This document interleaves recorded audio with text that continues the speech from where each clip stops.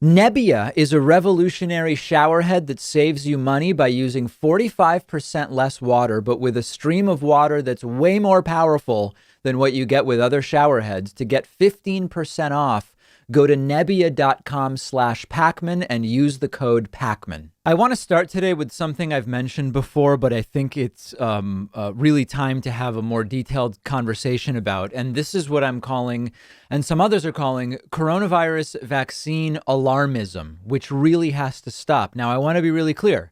Coronavirus vaccine alarmism, I'm not talking about anti-vax people here. I'm not talking about people who say the vaccine is unsafe or that it's microchipped or that Bill Gates has some nefarious role to play or that it's a population control device or that it modifies your DNA. That's anti-vax. What I'm talking about here is what I guess makes sense to call vaccine alarmism, which is people who are fine with vaccines, as far as we know, but the sort of disproportionate focus on the vaccines aren't 100% effective.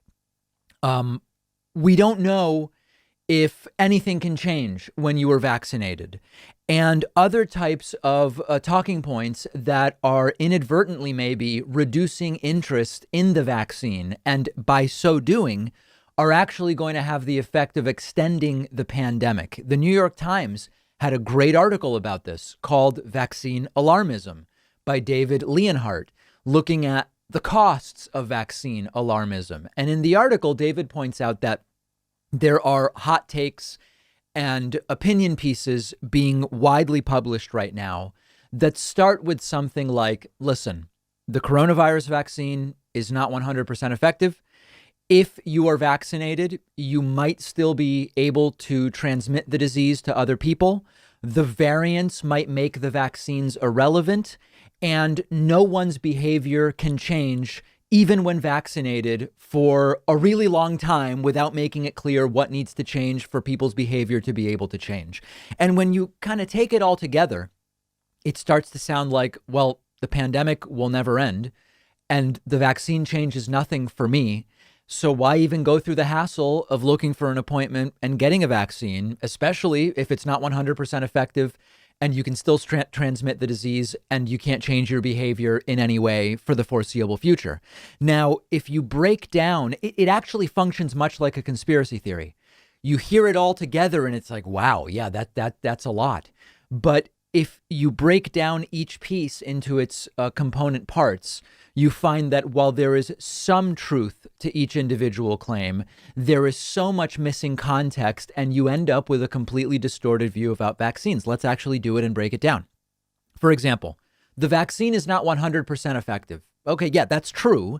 But with the Pfizer and Moderna vaccines at 92 to 95% effective, these are some of the most effective vaccines in the history of vaccination. And importantly, not only are they 92 to 95% effective, they are almost 100% effective at preventing serious COVID.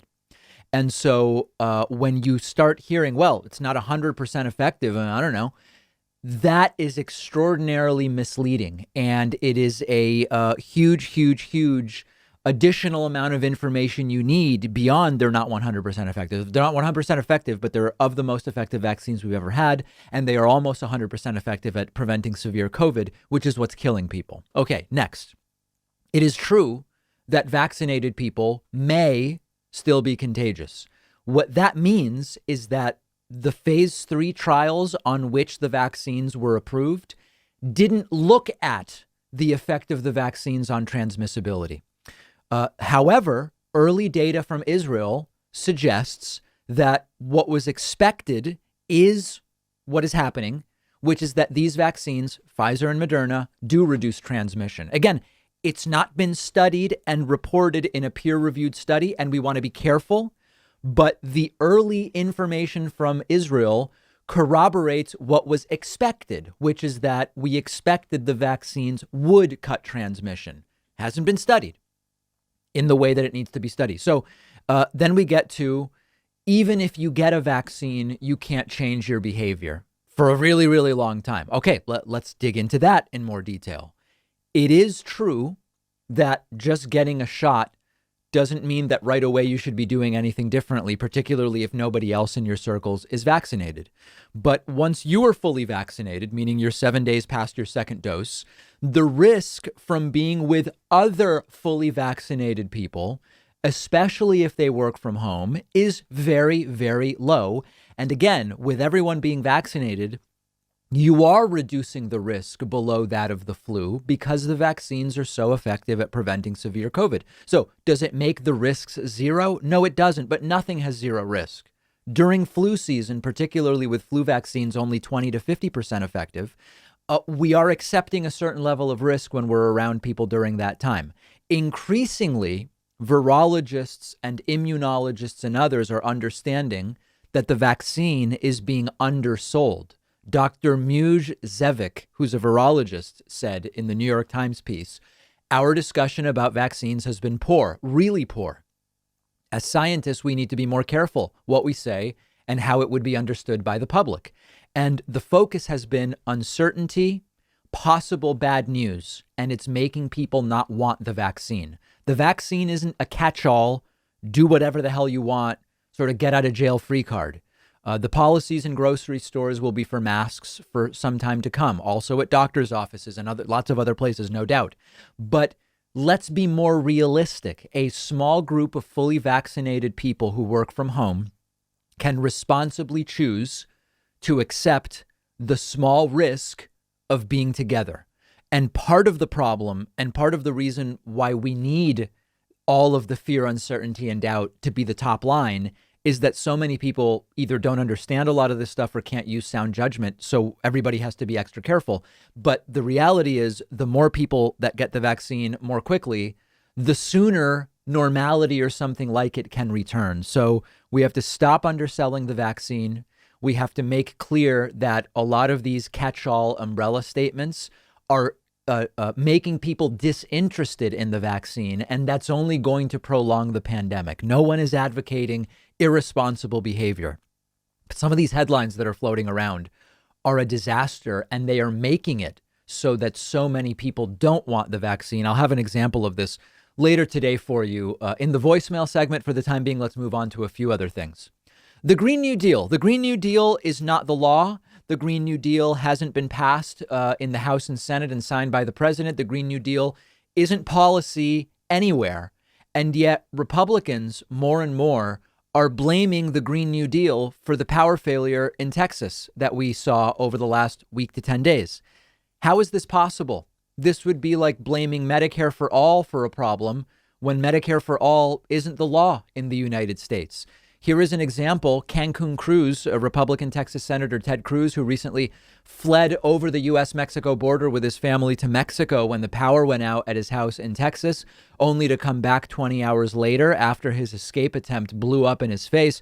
He was on Sean Hannity's Fox News program last night saying that what is to blame for the power outages in Texas is the Green New Deal. Take a look.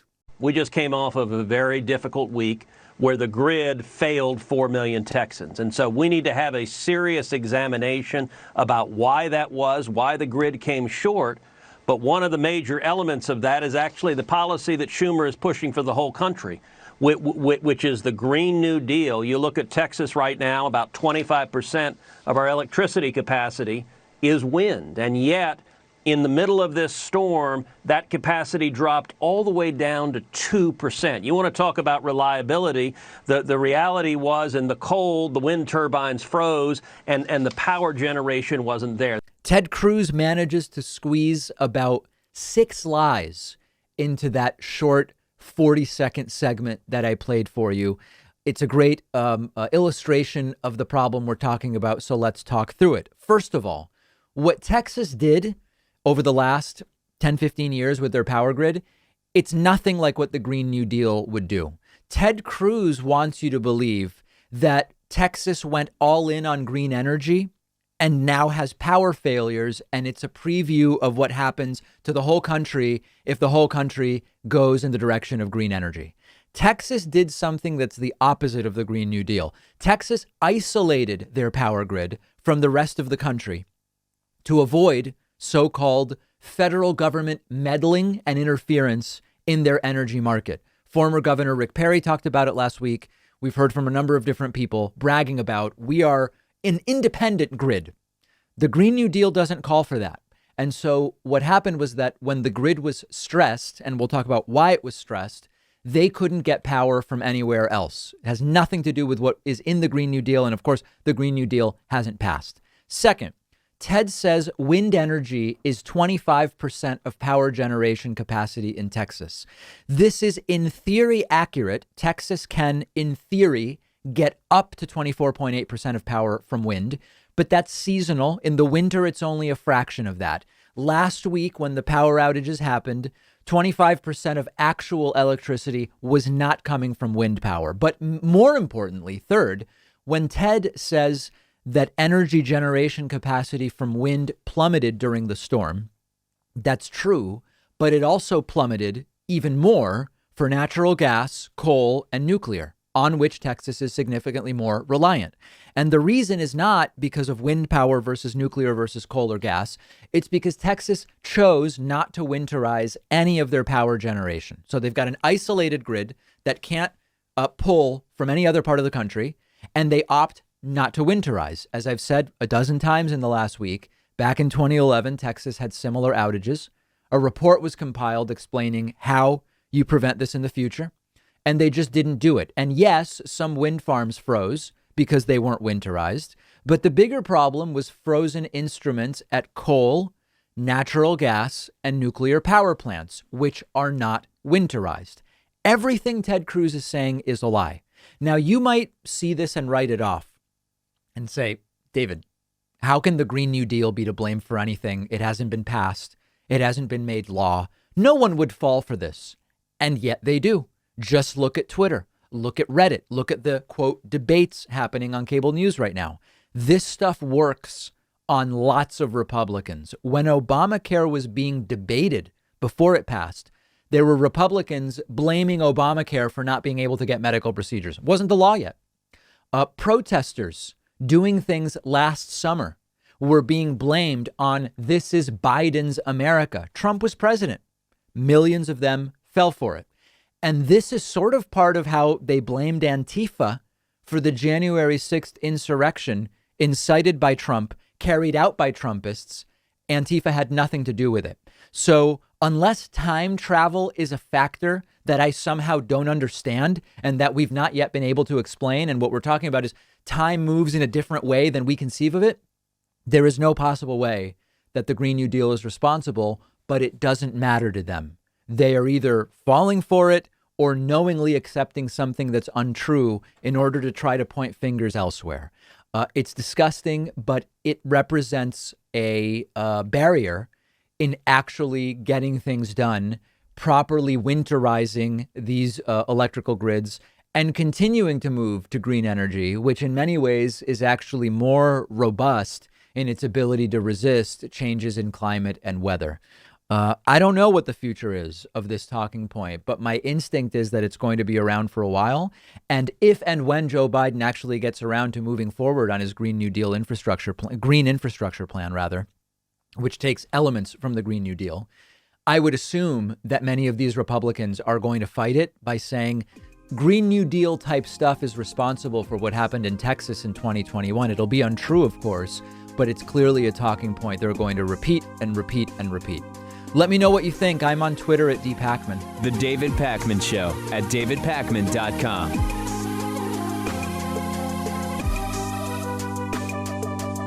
One of our sponsors today is Nebbia, the creator of the world's most innovative shower head. It uses only about half the water that other shower heads do, saving you money, helping the environment, but it's actually a lot more powerful than other shower heads on the market. It has twice the coverage of other shower heads. The water sprays with a ton of pressure. I've been using it in my bathroom at home. I love it. Only took a few minutes to set up, really easy, and it's been a totally different experience than any other shower head I've used. I can get in and out of the shower way quicker now because of how powerful it is. It only takes a few seconds to get completely rinsed off. So I was actually amazed that it's only using about half as much water. Nebbia also offers a number of shower accessories like shelves and curtains, which match perfectly with the design of the shower head. The showerhead starts at just $199, but the first 100 people to go to Nebbia.com/Pakman and use code Pakman will get 15% off all Nebbia products.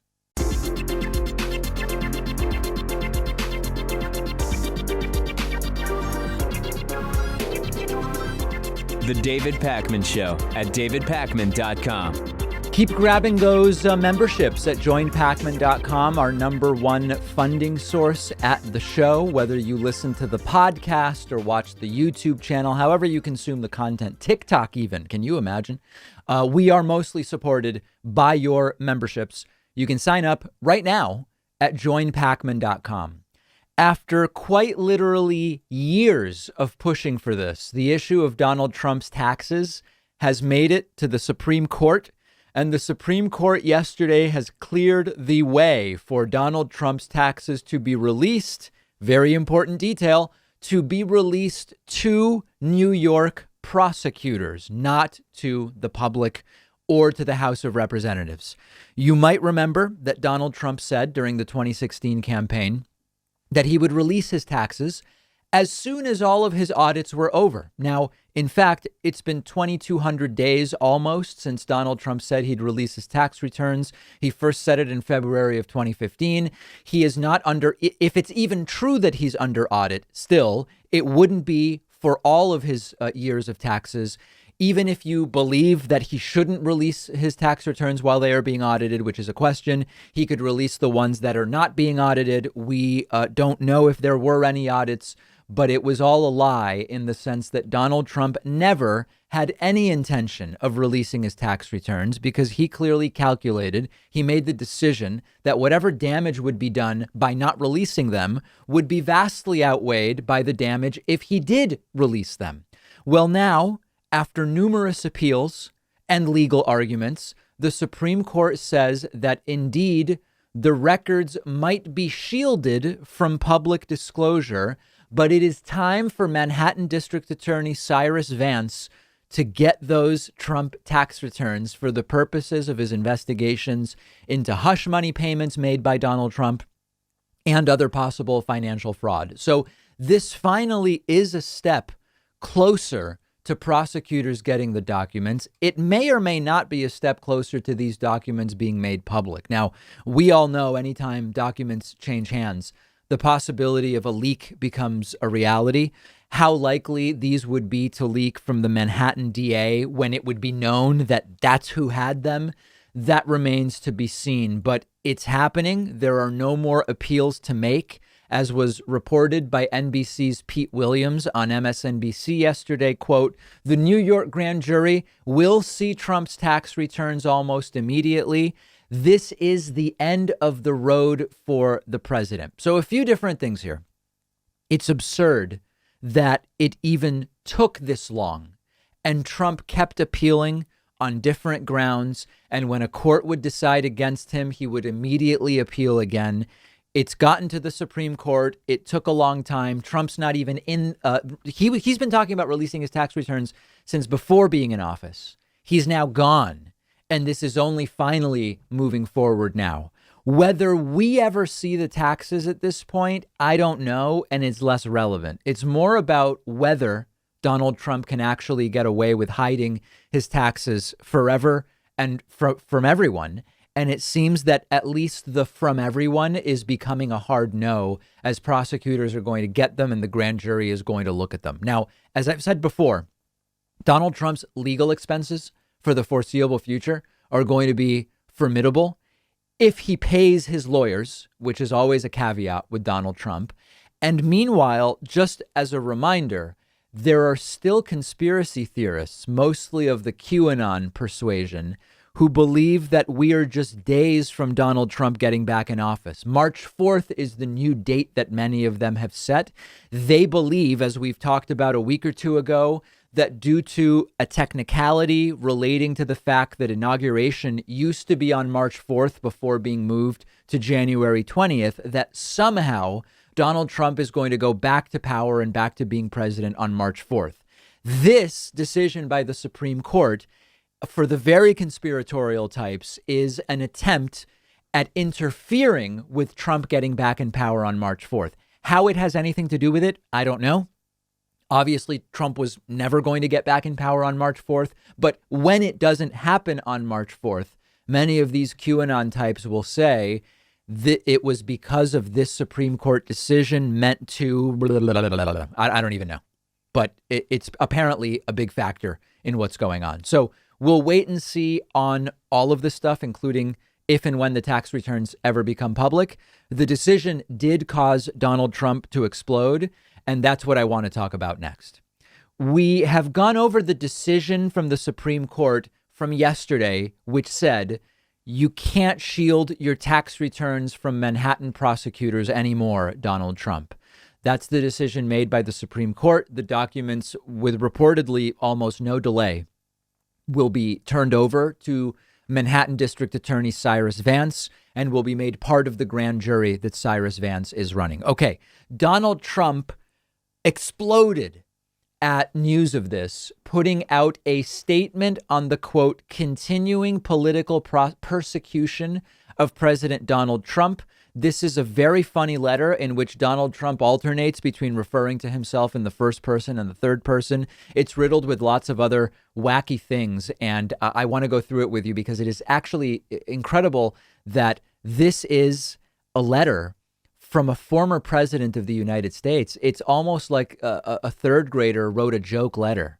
Let's get right into it. Quote, this investigation is a continuation of the greatest political witch hunt capitalized, we'd never know why, in the history of our country, whether it was the never-ending $32 million Mueller hoax, which, remember, recovered far more than the $32 million that it cost.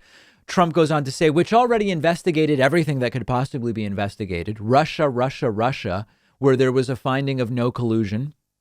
That's, of course, untrue. Or two ridiculous, crazy Nancy-inspired impeachment attempts where I was found not guilty. It never ends. So now for more than 2 years, New York City has been looking at almost every transaction I've ever done, including seeking tax returns, which were done by among the biggest and most prestigious law and accounting firms in the United States. Now, remember, when you have someone do your taxes, you are always signing off and saying you are warranting that the information you give to them is true. They are merely completing the taxes based on what you tell them. So the idea that the prestige of the accounting firm, when I go and I tell our accountant, here's how much we made, here's how much we spent, the accountant has me sign something where I am saying, it is my responsibility if this information is untrue. If I'm lying about the value of a building or whatever, that's on me. That's not on the accountant. The prestige of the accounting firm seems irrelevant. Okay, continuing.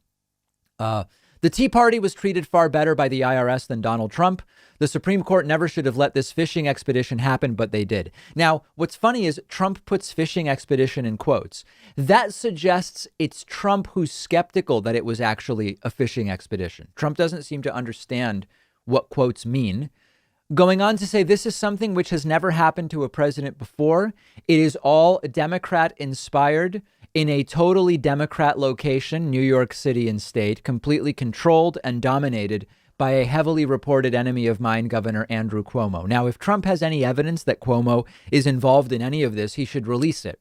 There is no evidence I've seen so far. Trump continues, these are attacks by Democrats willing to do anything to stop the almost 75 million people, the most votes by far ever gotten by a sitting president, who voted for me in the election, an election which many people and experts feel that I won. I agree. So Trump still can't get away from the it was stolen stuff that incited the riot in the first place. The new phenomenon of headhunting prosecutors and AGs who try to take down their political opponents using the law as a weapon is a threat to the very foundation of our liberty.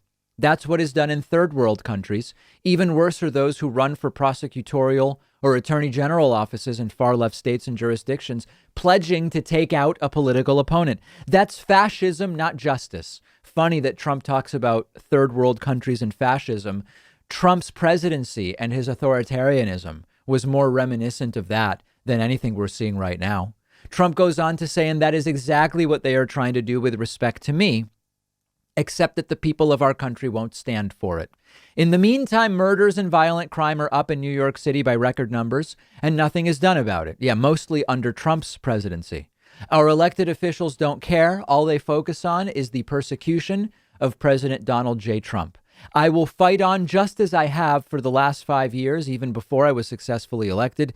Despite all of the election crimes that were committed against me, we will win. And it's unclear what exactly Trump believes he is going to win. To me, this is the rantings of a highly triggered, but in particular, very scared individual. Remember, there are political consequences to some degree of a presidential candidate not releasing their tax returns. Trump knew that, and he still decided releasing them is worse for me than keeping them private, keeping them secret, and being criticized for it. That means Trump knows the content of the tax returns is not good for him, and that's why he's acting in this way. What do you think is in the tax returns? I've explained my thoughts many times before. And at this point, do you think it even matters? We'll have more coverage of this on our Instagram page, David Pakman Show. And if you want to see the level of anti-vax emails that we are now getting, check my personal Instagram, david.pakman, where I posted a really extreme anti-vax email that I received this morning. Quick break, much more coming up. The David Pakman Show at davidpakman.com.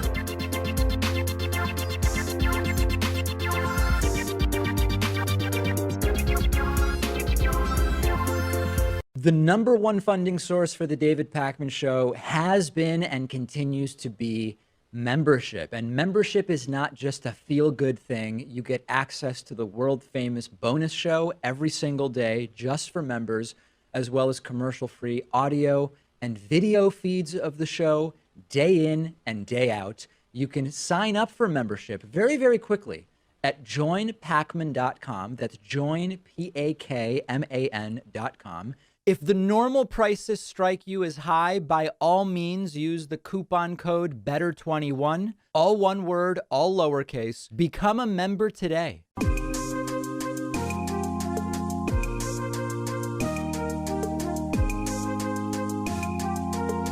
Welcome back to the David Pakman Show. Today we're going to be speaking with Chris Smalls, who is a former Amazon employee who has become a leader of the e-commerce and labor rights movement. Chris is going to tell us about his work for and his subsequent firing from Amazon. Now, of course, we haven't been able to independently confirm Chris's story, but it is a compelling one, and I am more than open to having someone from Amazon on to talk to us about the things that Chris is going to tell us. Chris, you have a background that started similar to mine, which is your background is in retail. I worked at the now defunct Circuit City when I was much younger. You worked at Walmart and Target. But let's talk a little bit about your work for Amazon. How did you come to work at Amazon? I started working at Amazon back in 2015. I came in entry level. I came from, before Amazon, I was working at a grocery distribution warehouse overnight, graveyard shift. It was unionized, but the union contract just wasn't what I expected it to be. So I thought that I have a better opportunity at Amazon. I opened up the first building in Carteret, New Jersey, EWR9. Stayed there for about 2 years, and then I transferred to BDL2, Connecticut. And then my last facility was JFK Staten Island. So Be with the company for almost 4.5 years.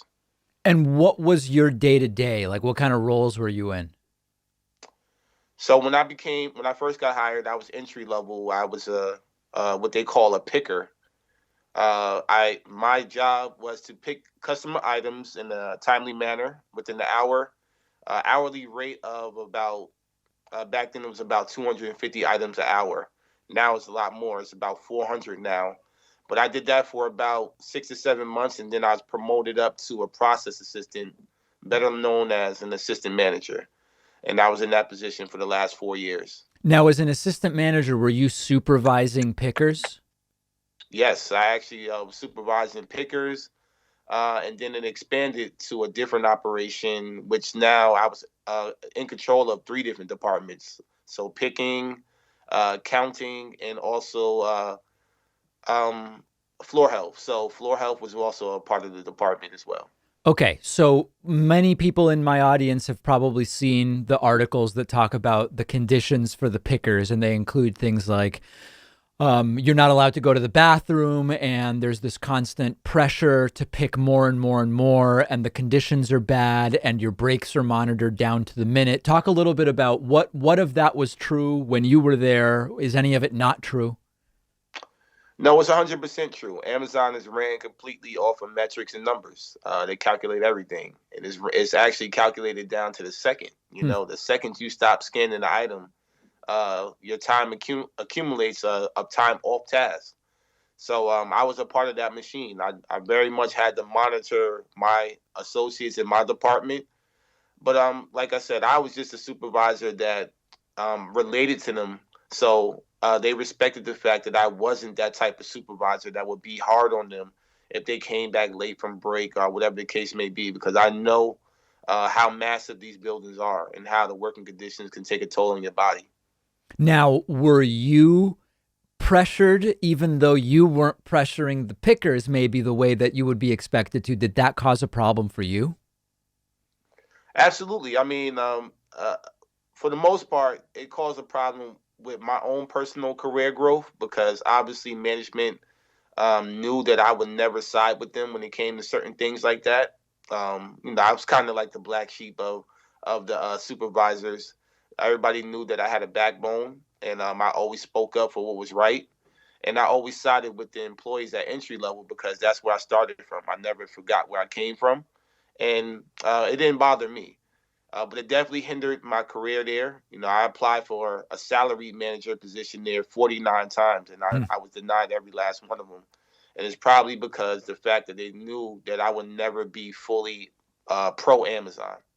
What reason were you given the 49 times why you weren't going to be given the salaried manager? Well, on my own personal experiences, it was basically bogus. A lot of the interviews were set up for me to fail from the beginning. A lot of them, the interviews, they already knew who they wanted in those positions before I even applied. So it was a combination of a lot of different things. Also, there was letters and management above me that didn't like me as a person, whatever the case may be. So it was a lot of different things of why I didn't get those positions. And I believe it's systemic, systemic racism that exists inside Amazon as well. Over 1.5 million employees worldwide, and then 26 years of existence, only 8% of the management is black or brown. So that just tells you right there, the higher up the food chain, the less likely, you are to be colored. So I even believe this for the first time this past year, they have one black woman that's on the senior team. So that just tells you right there, the chances of me getting promoted up the ladder was slim. And Chris, I'm not familiar with the numbers you're citing, so I'm curious. When you say 8%, is that globally or in the United States? That's globally. That's globally. Okay. Do you know what it is in the United States? I would guess it would be a lot less than that. I'm pretty sure it's not too many of us up at the top. Once again, in this company's 26 or 27 years of existence, for the first time ever, they put one black woman on the senior team, the S team, they call it. So that just tells you right there, they're way behind the 8 ball when it comes to diversity, when it comes to management. Were there ways in which working at Amazon was better than when you did actual customer-facing retail like Walmart and Target? Of course, I worked at competitors and I worked during the holiday season. And nothing's worse than working Black Friday Right. at a Target. When you got customers trying to get their items and the lines are backed up and everything's chaos. So working in the warehouse, you have to deal with customers. It's a benefit, but once again, it's also calisthenics. So I used to tell my employees, new hires, if you have a gym membership, you might want to cancel it. Now, ultimately, you were fired by Amazon. Can you talk about why? Yeah, absolutely. Last year, the beginning of the pandemic, late February, early March, when this virus came into the country in Seattle, killing the senior citizens over there. I was afraid over here on the East Coast, and I tried to raise health and safety concerns going through the proper channels. And after doing that for a few weeks, I tried organizing workers inside the warehouse, sitting in the cafeteria 10 hours a day off the clock. Telling as many workers as I can after I learned in the meeting with my bosses that we had cases in the facility and they didn't want me to tell anybody, not to cause a panic or disrupt business. So I felt that I had to take further action. And after a whole week of advocating, pleading, and going back and forth with the general manager of the building, they decided to quarantine just me out of everybody else. And that didn't make sense to me. Not even the person I ride to work with, none of the people in my department that was around the person who was infected. It was just me. So I knew they were using me as a target. And as a result, I held a protest on March 30th outside of my facility. And then 2 hours later, I was terminated over the phone. A week after that, Jeff Bezos and his top general counsel, David Sapolsky, they tried to run a smear campaign on me, calling me not smart or articulate, and make me the whole face of the whole unionizing efforts. So there's a couple different things here, right? I mean, one is that the part about infections at the facility, and the other is trying to organize the workers. So let's talk about the first one first. Sure. So you were told by managers not to talk about the fact that there were infected employees? Absolutely. Yes, on March 24th, we had our daily sync meeting, which we have every single day. And that's pretty much giving us the rundown for the rest of the day and how it's supposed to go. But on that day, it was different. That day, they told us we had a case that was actually 2 weeks prior for the first time. And they pretty much told the supervisors not to say anything. And I just felt that was wrong. I felt like I had to say something that took my stance there. That was the last day I worked for Amazon. So that was a supervisor's meeting, and you guys were told not to mention the case to the employees you supervise? Absolutely. Okay. And then separately, but around the same time, you were working to organize the workers there. And what was the point of the organization? To approach management about virus-related matters or to collectively bargain on salary and benefits? Well, actually, that was the first time I learned about it. I haven't even started organizing yet. That was March 24th. What I was doing was behind the scenes. I was sending out emails to the governor, to Governor Cuomo's office, to the CDC department, Manhattan, media. I was trying to fight behind the scenes. It wasn't until after that meeting, the next day when I came back to the facility, I told my supervisor I won't be working for the remainder of the week. And that's when I started to go in the cafeteria and tell all the workers that I came in contact with the truth, that you possibly been working around somebody who tested positive. From that point forward, what we did every morning, a small group of us marched into the general manager's office and voiced our concerns. Yeah. Amazon has this thing called Voice of Associates, where associates are allowed to write on the board their complaints. So I said, you know what? Here is your Voice of Associates board right here in person. Here's our complaints. We wanted the building to just be simply closed down and sanitized. We would have came back to work, no problem. That's all we wanted in the beginning, but obviously a lot more now. What was officially given to you as the reason why you were being let go? They claimed that I violated socially distanced policies that none of us ever read or ever, implemented. As a supervisor, I'm supposed to receive the policies and relay that information, and I never did. So they didn't exist because they didn't know what we were dealing with, and that's all. It was okay to understand that they didn't know what they were dealing with and how to handle it. But to ignore the fact that workers with underlying health conditions, mothers that were pregnant, parents that have children at home, including myself, were afraid to come to work and refuse to listen to us. That's a whole nother story. When it comes to what you're fighting for now, if I understand correctly, you're looking to organize sort of a non-union nationwide group of workers. Am I right that you're going the non-union approach, and what made you decide to go about it that way? Yeah, I feel like with Amazon, it's such a large entity and a large business that it actually would be kind of difficult for one union to try to unionize the entire nation. We're talking 800,000 workers. So I felt like an organization that has a worker-driven committee would be more beneficial for Amazon workers. Something that's worker employee controlled, with union-like structure. I feel like that's the best way possible. It's sort of like cutting out the middleman. No union dues or whatever the case may be. But workers are allowed to sit in on negotiation, negotiate their own contracts. And then now we also have enough power, workers' power, that if Congress say you're an essential worker and you have to go to work in the middle of a pandemic, Right. we're going to say no. We're not going to work until we have PPE provided by the company, hazard pay, medical leave, all these things that we're demanding before we consider ourselves essential workers. So That's what I interesting. try to do. So absent the actual union with the dues, sort of like at what level would you see this working? Would it be at the individual facility level? Would it be at a regional level? Or how would you structure that? Yeah, I thought about it, and I think regional would be better. If you had just one, you break down the country into regions. You have a committee, a workplace committee, that represents that region, because we know the cost of living in different parts of the country is different.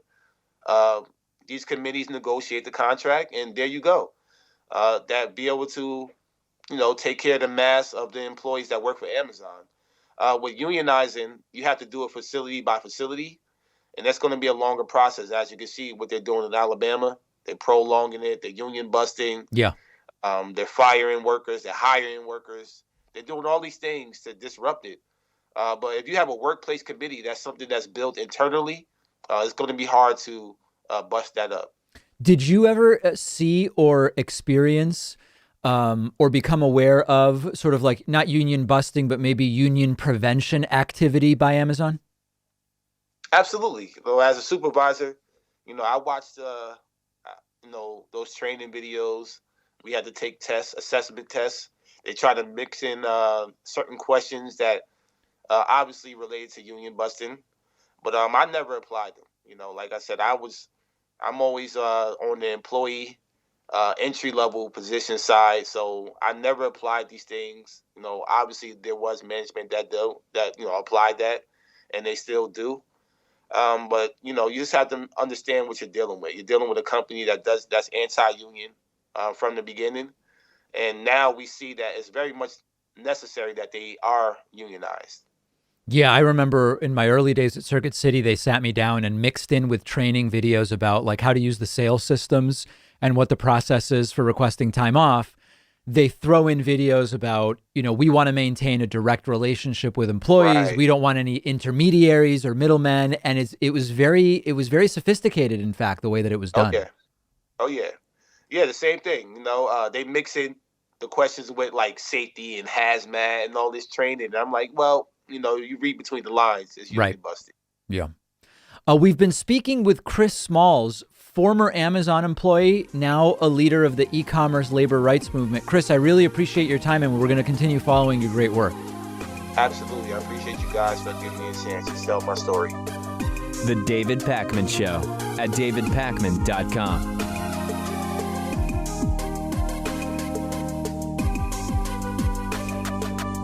The David Pakman Show is audience-supported media, and you can contribute any amount you want on Patreon, as little as $1 per month. Plus, you can get the daily bonus show, world famous at this point, and the daily commercial-free TV show by making those pledges at patreon.com/David Pakman Show. This is audience-supported media. We depend on the support of our viewers and listeners. Whether you listen to the podcast, watch on YouTube, or watch us on TV, or even listen on the radio, patreon.com/David Pakman Show.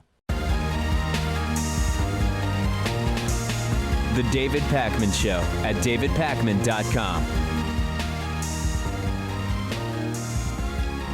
So we expected it to happen, and it finally is. MyPillow CEO Mike Lindell, who I refer to as Mike Pillow, has been sued by Dominion Voting Systems because of his continued and persistent bogus, weaponized election fraud claims. Mike Lindell is a right-wing pillow manufacturer based in Minnesota. He mostly advertises on right-wing media like Fox News and Newsmax and OAN, or some combination of those. He became close to the president when he showed up at the White House relatively early in the coronavirus pandemic and was part of a sort of promotional tour in which Donald Trump announced that these various companies that love Trump will be retooling their factories to make N95 masks. We don't really know if or when that actually happened. But in any case, at his speech thanking Donald Trump for his involvement in making PPE, Mike Lindell said that he believes Donald Trump is a gift from God, and it only went downhill from there. In the post-election period, Mike Lindell became sort of a fixture on right-wing media and various wacky, kooky podcasts, saying he has all the proof, it was stolen by Joe Biden, and Dominion Voting Systems was a big part of it. He will now have to mount a legal defense, and if he really does have the proof that Dominion did whatever it is he thinks they did in the 2020 election, he's going to get the chance to prove it, because that's what you get to do in defamation cases. Dominion is seeking more than $1.3 billion in damages. The lawsuit says that Mike Lindell, quote, exploited false claims about election fraud to support his company's sales. And Mike Lindell has responded by saying, quote, I'm very happy that they've done this. I'm ready to go to court. I have all the evidence that anyone would ever want to see. Now, you might remember that in an interview with the New York Times last month, early February, I believe it was in January, Lindell said he welcomes a lawsuit from Dominion. They had sent him a sort of legal letter warning him, if you don't stop, we will sue, and we might sue anyway. And they have sued. And I guess we'll see how it all works out for MyPillow. Now, this is going to be MyPillow. This is going to be fascinating because, as has been the issue with defamation lawsuits for a long time, defamation statutes have been a thing for a while. Proving that what you said is true is a valid defense to defamation. If MyPillow's allegations are true, it is by definition not defamation. Defamation can take two forms, slander or libel. Slander is spoken defamation. Libel is written defamation. If MyPillow can prove that Dominion Voting Systems, and again, it's hard to understand what he even claims, but if MyPillow can prove that they did whatever he claims that they did, he would be off scot-free and wouldn't be liable for anything. Now, I love the idea of Mike having to go to court with his so-called evidence, but my guess is, if I had to bet on it, that whatever lawyers Mike Lindell actually hires are going to tell him, Mike, the way to fight this is not to go to court and try to prove voter fraud. I can't imagine any serious lawyer would even take this case if the strategy is going to be, we're going to go in there and prove that Dominion did whatever it is Mike Lindell claims that they did. It will either be pled out or settled.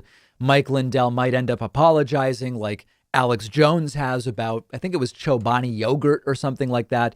And it actually reminds me of, if you think back to not that long ago, Trump's second impeachment, his first cadre of lawyers quit. And one of the bits of news that we got around that was that Trump wanted that first slate of attorneys to defend Trump by proving the election was stolen, therefore legitimizing or legitimating, yes, that's a word, legitimizing the inciting of the riot. And reportedly, Trump's first slate of lawyers said, that's a crazy idea. That doesn't make sense. They ended up parting ways. But ultimately, Trump's legal team did not defend him by saying the election was stolen. They defended him by saying he didn't actually incite the riot. So we will follow this. Remember that Rudy Giuliani has also been sued by Dominion Voting Systems. And we're going to follow it and see where this ultimately ends up. CPAC, the Conservative Political Action Conference, is this weekend. It is going to be an amalgam of a disgusting cast of characters, culminating on Sunday with a speech, yes, from former President Donald Trump, his first on-camera speech since leaving the White House more than a month ago. And we are going to be covering that live on Sunday. But CPAC is running into a little bit of a problem. CPAC, it turns out, invited a speaker who goes by the name Young Pharaoh. And unfortunately, Young Pharaoh has said horribly anti-Semitic things, including completely harebrained, wacky, cuckoo for Cocoa Puffs conspiracy theories. And Pharaoh, Young Pharaoh, has now been pulled as a speaker. The Daily Beast reports that Young Pharaoh once tweeted out, "There is no historical or scientific evidence proving the existence of Jews or Judaism. It's all a complete lie made up for political gain." He also attacked fellow right-wing commentator Ben Shapiro for his Judaism, according to Media Matters. He also has conspiracies about Pizzagate, the coronavirus vaccine, and a whole bunch of other things. As reported by Eric Hananoki, Young Pharaoh, in the past year claimed that Judaism in itself is a, quote, complete lie, that the Jewish people are thieving, and that all of the censorship and pedophilia, mind you, on social media is being done by Israeli Jews specifically. He has now been pulled. Now, one of the funniest aspects of this, and it's funny in a way that's tragic, is that CPAC put out a statement saying, quote, "We have just learned that someone we invited to CPAC has expressed reprehensible views that have no home with our conference or our organization. The individual will not be participating in our conference." The funny thing about that is it essentially applies to everybody that is speaking at CPAC, up to and including Donald Trump. I mean, look at the wording.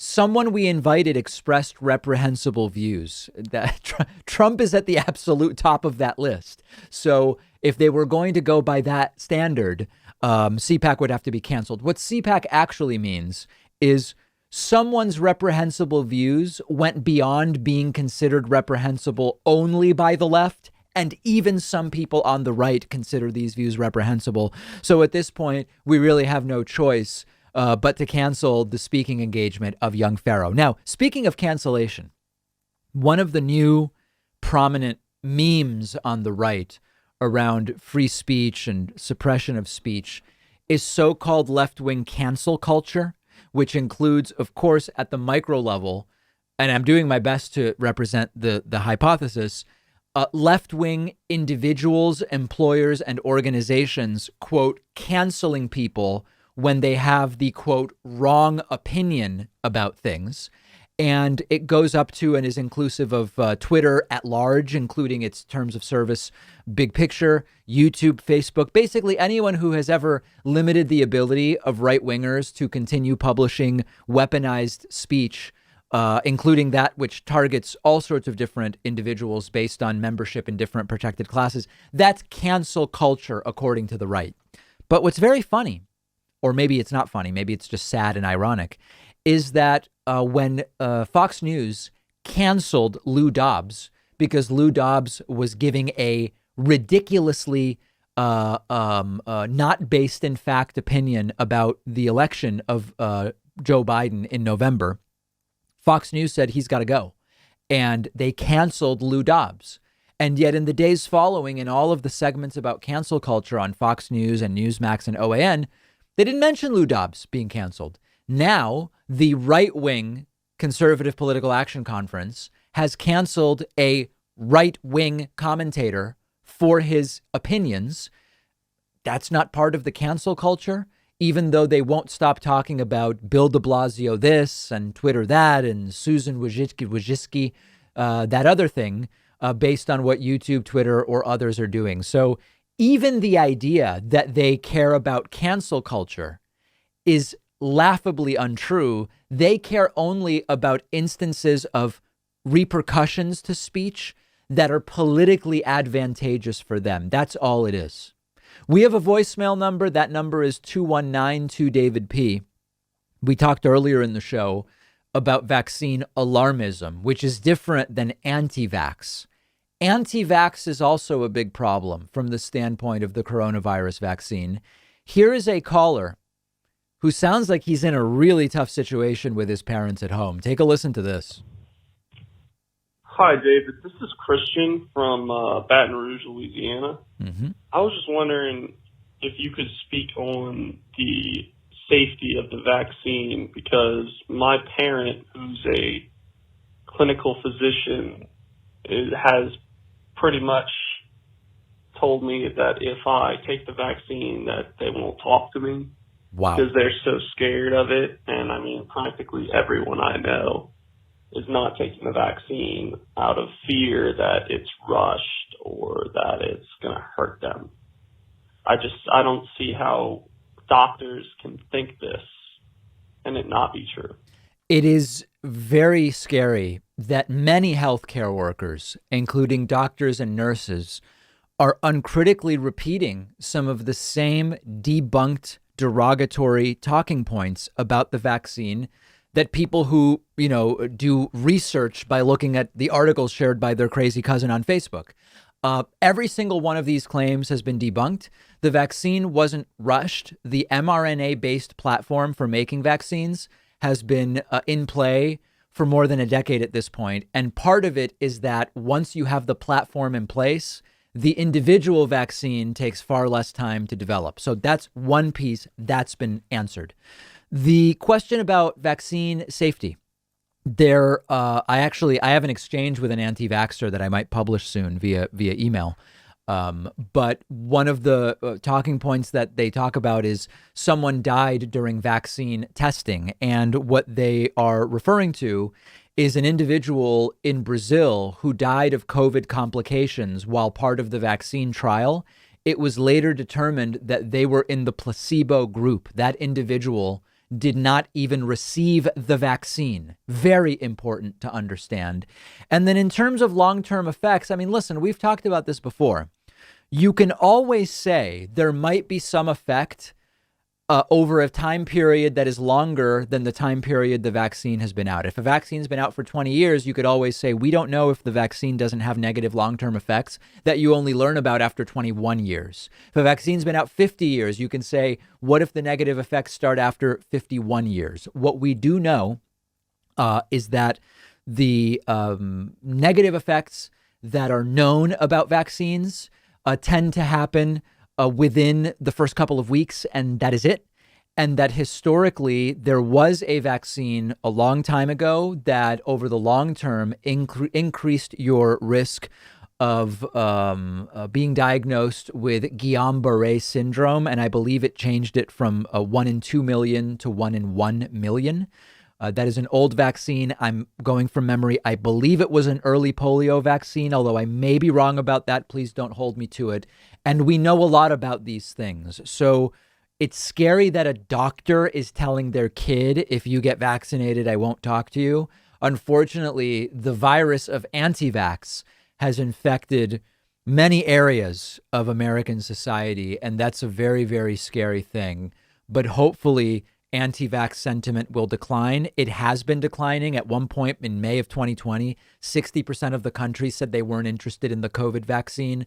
That dropped to 50, 40, 30. Latest numbers I saw are that about a quarter of the country doesn't want the vaccine, and the number keeps declining with time. That's good. And hopefully, as vaccine supply becomes available, vaccine interest will also increase. We've got a great bonus show for you today. California is going with their own COVID relief package. Very interesting. We will discuss it. We also have new obstacles to the confirmation of Joe Biden's nominee, Neera Tanden. This is a nominee I opposed from day one. And now it is actually looking like more and more of an uphill battle for Neera Tanden, thanks to a couple of Republicans. That's a good thing. I'll tell you why. And lastly, Treasury Secretary Janet Yellen has sounded a warning about Bitcoin. We will talk about that and much more on today's bonus show. Get instant access by becoming a member at joinpakman.com.